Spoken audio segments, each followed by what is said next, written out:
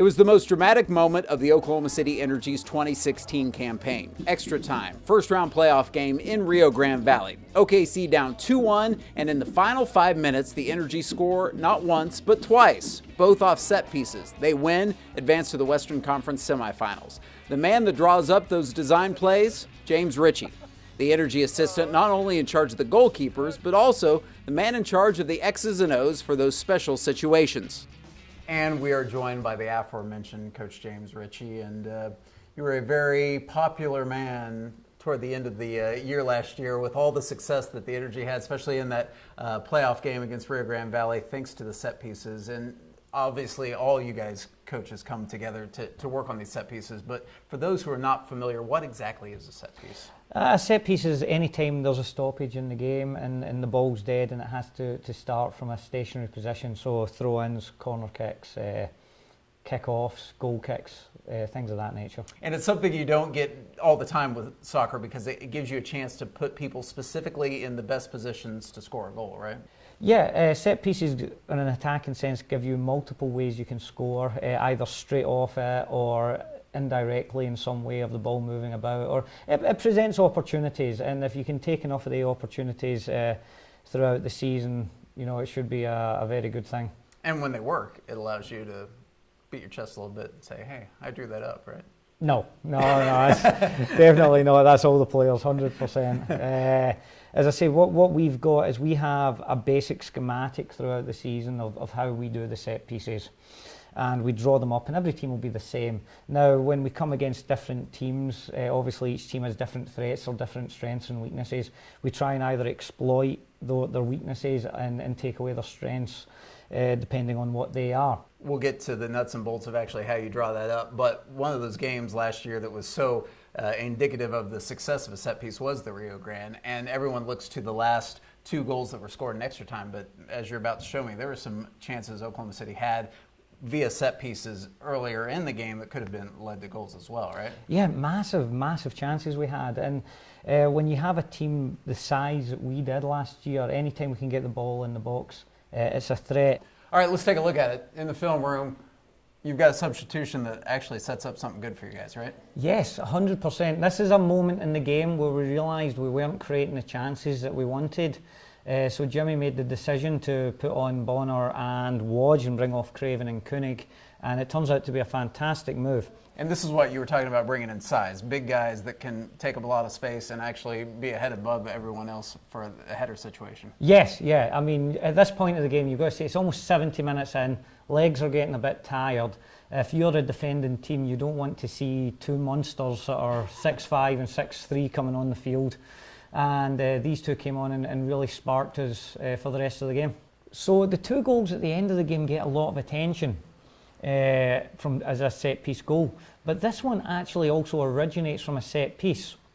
The very first one, if you see Cody Lorendi taking the free kick from just outside the box, playing it long, great flick on there. Good touch, can't get through, defender wins it, but it drops out to one of our players.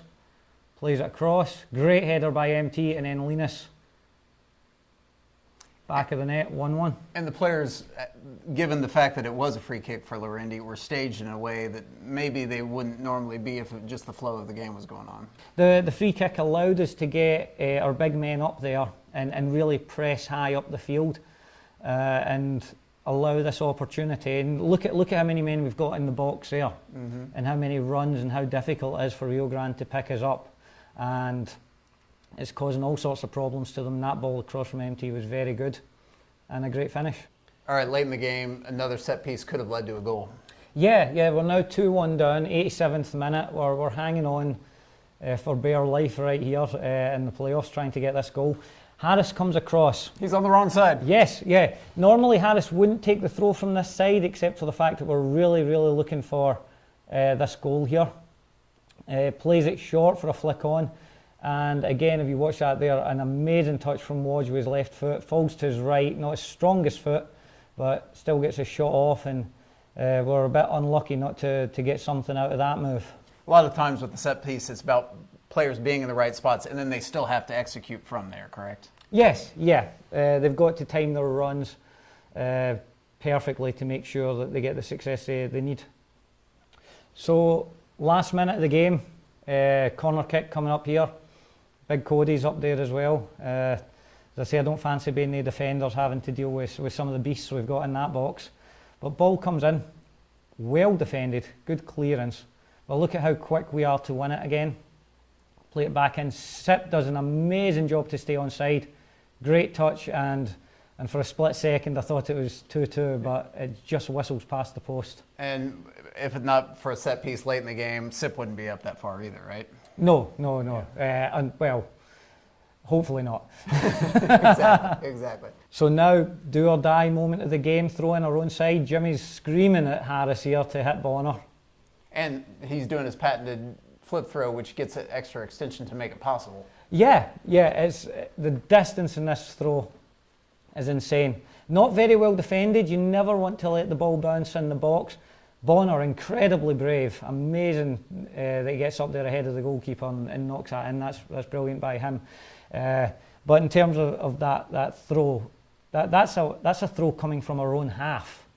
And that's what you're talking about, getting the size in there, because Bonner, gets the header there. He's a full head above most of the defenders, and that's why that paid off in the set piece like that too. Yes, but you've got to look at the goalkeeper there as well. Yep. He's fully extended with his arms coming out, and the big man still gets up and wins that header, and he knows he's going to get clattered, and he just goes straight in and wins the ball and gets a great goal. Gets a great goal, got a great shiner as well on his eye, but what are you going to do? Worth it.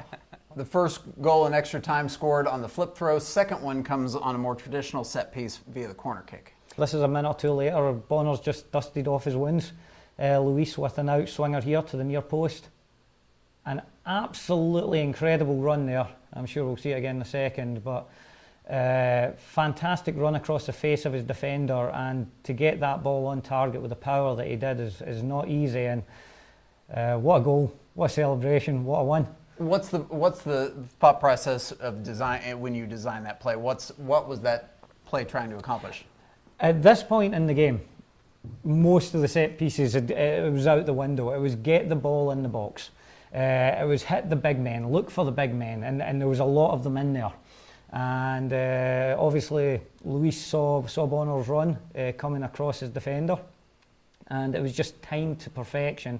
And as I say, the way Bonner gets his head around the ball is excellent, and I'm very pleased they managed to put that in the net. So the way we normally do it is the Thursday before a Saturday game, Jimmy comes up with a team, makes a final decision. We'll then talk about it, figure it out.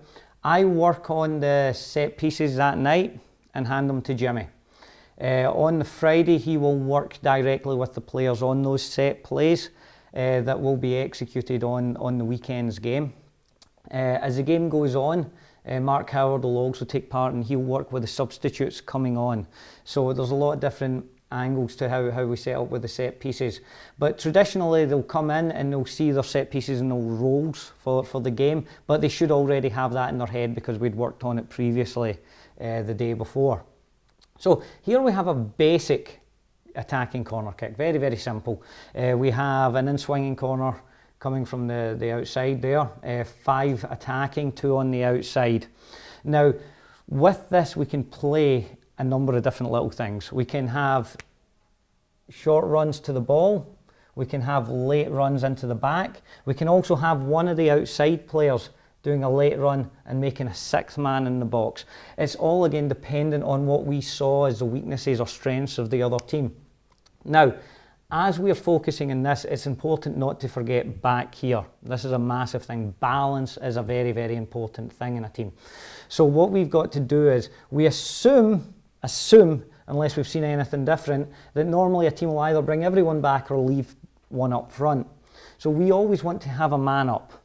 Now this would be different. If they do leave 2 up, we'll have a 3rd man back. One of these men will drop back into this position to balance that and keep numbers up. But usually we'll keep a fast player back here, and also we'll make sure one of them is normally a defender as well to add a little bit of experience in there in case we do get countered quickly. But this is the basics, but from this we can do multiple things depending on the day. So remember, next time you see your guys in green cash in on a design play, remember, the Energy coaches hard at work on the chalkboard to make those set pieces scores. For Energy FC TV, I'm Brent Skarkey.